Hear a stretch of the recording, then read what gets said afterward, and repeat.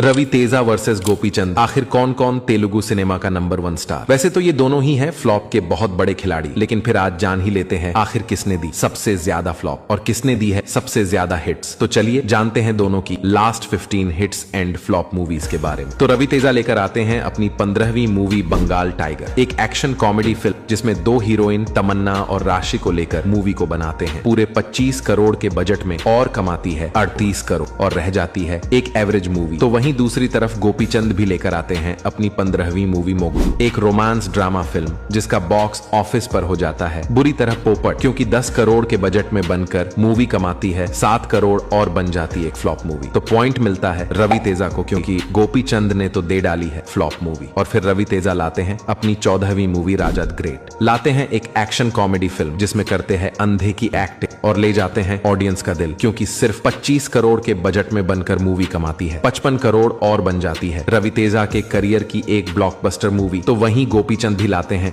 अपनी 14वीं मूवी साहसम, एक action adventure movie जिसमें गोपीचंद की एक्टिंग की थी सबसे तारीफ, लेकिन फिर भी मूवी तोड़ देती है दम, क्योंकि 30 करोड़ के बजट में बनकर मूवी कमाती है 25 करोड़ और बन जाती है फ्लॉप मूवी। तो पॉइंट मिलता है रवि तेजा को, क्योंकि उन्होंने दी है ब्लॉकबस्टर मूवी। और फिर रवि तेजा होकर खुश लेकर आते हैं अपनी 13वीं मूवी टच चेसी चूडू, जिसके बॉक्स ऑफिस पर आते ही उड़ जाते हैं तोते, क्योंकि 25 करोड़ के बजट में बनकर मूवी कमाती है सिर्फ 20 करोड़ और बनती है एक फ्लॉप मूवी। तो वहीं दूसरी तरफ गोपीचंद लाते हैं अपनी 13वीं मूवी लॉकियम, एक एक्शन कॉमेडी फिल्म जिसमें राकुल प्रीत सिंह के साथ मिलकर मचा देते हैं धमाल, क्योंकि मात्र 15 करोड़ में बनकर मूवी कमा डालती है 50 करोड़ और बन जाती है गोपीचंद के करियर की एक ब्लॉकबस्टर मूवी। तो पॉइंट मिलता है गोपीचंद को, क्योंकि गोपीचंद ने दी है सबसे बड़ी ब्लॉकबस्टर मूवी। लेकिन फिर रवि तेजा लेकर आते हैं अपनी 12वीं मूवी नेला टिकट, एक और वहीं सैम जोनरा की एक्शन कॉमेडी फिल्म जो अपना बजट भी नहीं निकाल पाती है, क्योंकि 20 करोड़ के बजट में बनकर कमाती है 15 करोड़ और रह जाती है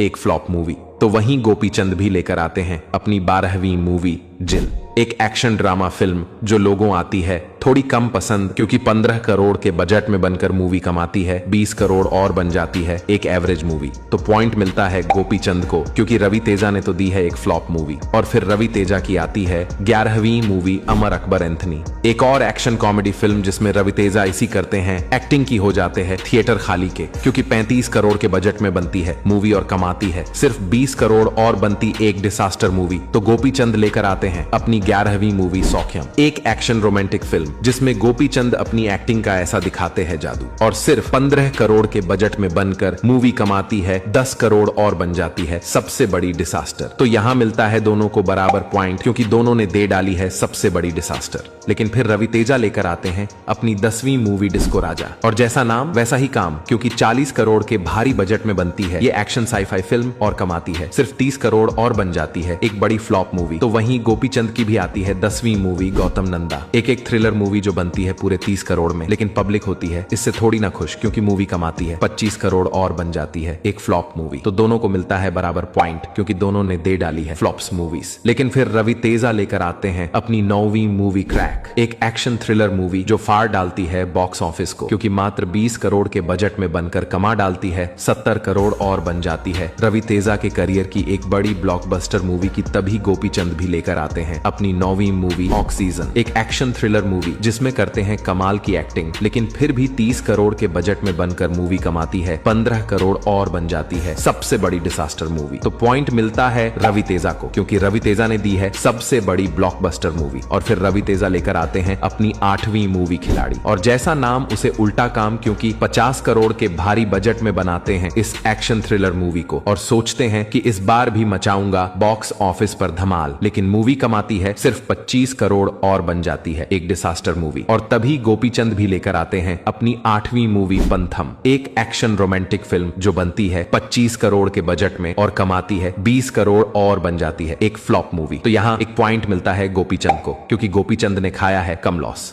लेकिन फिर रवि तेजा की आती है 7वीं मूवी रामाराव ऑन ड्यूटी। एक और एक्शन थ्रिलर मूवी के साथ करते हैं वापसी, लेकिन मूवी औंधे मुंह जाकर गिरती है बॉक्स ऑफिस पर, क्योंकि 30 करोड़ के बजट में बनकर कमाती सिर्फ 10 करोड़ और बन जाती है रवि तेजा के करियर की सबसे बड़ी डिसास्टर मूवी। तो वहीं दूसरी तरफ गोपीचंद भी लेकर आते हैं अपनी 7वीं मूवी चाणक्य। एक एक्शन थ्रिलर फिल्म लाकर सोचते हैं कि इस बार तोड़ूंगा बॉक्स ऑफिस को, लेकिन 20 करोड़ के बजट में बनकर मूवी कमाती है 18 करोड़ और बनती है एक फ्लॉप मूवी। तो पॉइंट मिलता है गोपीचंद को, क्योंकि रवि तेजा ने तो दे डाली है सबसे बड़ी डिसास्टर मूवी, लेकिन फिर गुस्से ही गुस्से में रवि तेजा लेकर आते हैं अपनी 6ठी मूवी धमाका। एक एक्शन कॉमेडी फिल्म के साथ करते हैं वापसी और श्रीलीला के साथ मिलकर मचाते हैं धमाका, क्योंकि मात्र 35 करोड़ के बजट में बनकर मूवी कमाती है 110 करोड़ और बन जाती है एक ब्लॉकबस्टर मूवी। तो वहीं दूसरी तरफ गोपीचंद भी लेकर आते हैं अपनी 6ठी मूवी सीटी मार और छा जाते हैं बॉक्स ऑफिस पर, क्योंकि 25 करोड़ के बजट में बनाते हैं मूवी को और कमाती है 55 करोड़ और बन जाती है एक सुपरहिट मूवी। लेकिन पॉइंट मिलता है रवि तेजा को, क्योंकि उन्होंने दी है सबसे बड़ी ब्लॉकबस्टर मूवी।